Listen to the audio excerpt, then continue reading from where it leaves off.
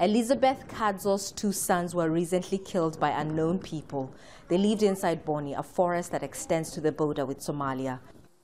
Their home area of Witu, as well as other parts of Lamu along the Kenyan coast, have been attacked several times over the last few years. We stayed home that night instead of going back to the camp for displaced people. One of my sons was not well, and so we all decided to be with him. We were attacked at around 8 p.m. Two other people were killed on that night in this village.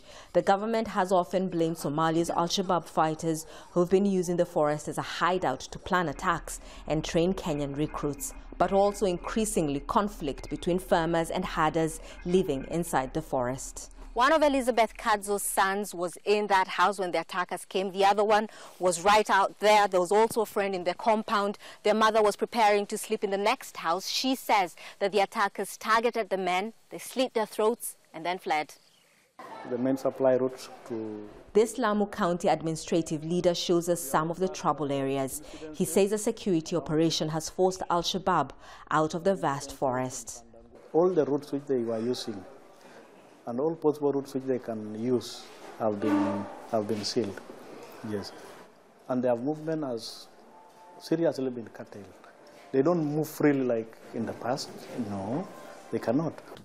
The government now wants more than 2,000 people who have been living in these temporary shelters on the edge of the forest to go back home. Life is tough for them here. They have little food and a bedbug infestation, but they say going back right now is not an option. It's true the government has pushed out al-Shabab, but what we fear even more than al-Shabab are the herders in the forest. They're the ones who've been killing our people lately. They're the ones who should be dealt with before we go back. Agnes Ngumbao also lives in the camp. This is the first time in 3 months that she and Hassan have come back to check on their home.